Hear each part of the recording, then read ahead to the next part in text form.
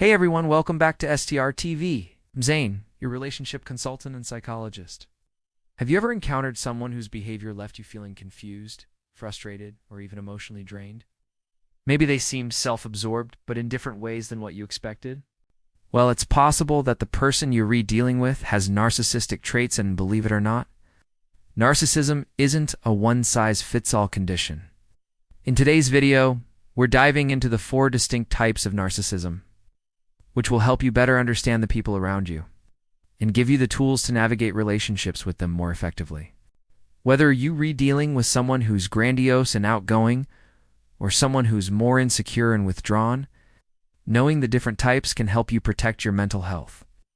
Let's jump right in. Number 1, grandiose narcissism. The classic narcissist. When most people think of a narcissist, they likely picture someone with grandiose narcissism. This type is the most obvious form, marked by a person who has an inflated sense of their own importance and a constant need for admiration. They believe they're superior to others and are often charming, confident, and assertive, sometimes to the point of arrogance. Grandiose narcissists often seek the spotlight and can become upset when they're not getting the attention or praise they think they deserve. While their self-confidence might look enviable on the surface, deep down they often struggle with empathy and genuine connection.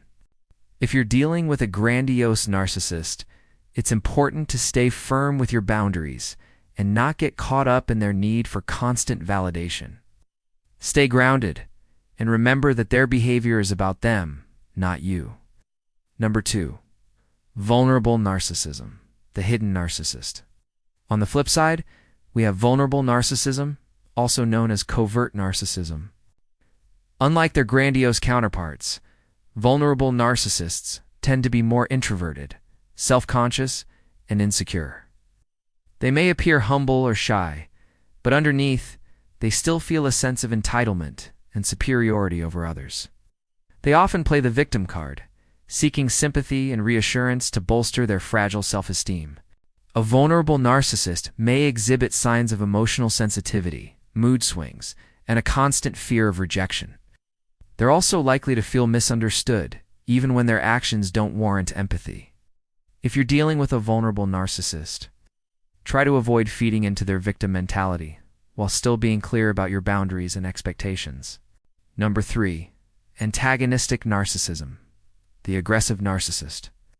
Next up, we have antagonistic narcissism. This subtype is marked by aggression, entitlement, and a sense of superiority that often leads to bullying or confrontational behavior. People with antagonistic narcissism are typically more hostile, openly critical, and ready to attack anyone who challenges their beliefs or sense of importance.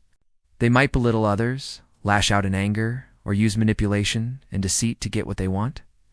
This can be especially harmful in close relationships, as their behavior is often emotionally draining and can even lead to verbal or emotional abuse.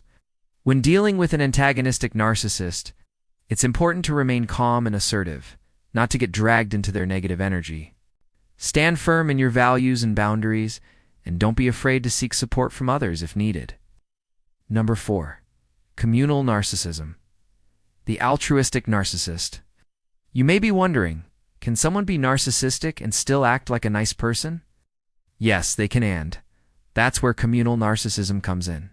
People with communal narcissism seek admiration and validation by presenting themselves as selfless and benevolent. They often play the role of the helper, volunteer, or humanitarian to gain praise for their kindness and generosity. While their actions may seem altruistic on the surface, communal narcissists are motivated by a desire for recognition and admiration, rather than a genuine desire to help others. If they don't receive the validation they seek, they may feel resentful or unappreciated. If you encounter someone with communal narcissism, it's important to recognize the difference between genuine acts of kindness and the hidden agenda behind their actions. Stay mindful of their need for external validation and be cautious about becoming emotionally dependent on their approval. As you can see, narcissism isn't just about one type of person. It comes in various forms. Whether it's the classic grandiose narcissist, it's the introverted vulnerable narcissist, the aggressive antagonistic narcissist, or the seemingly altruistic communal narcissist. Understanding these types can help you navigate difficult relationships and protect your own mental well-being. If you found this video helpful, don't forget to hit that subscribe button and join the STR TV family. We post more insightful content like this to help you build healthier, happier relationships.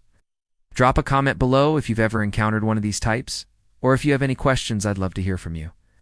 Thanks for watching, and remember, knowledge is power, and setting boundaries is key. See you in the next video.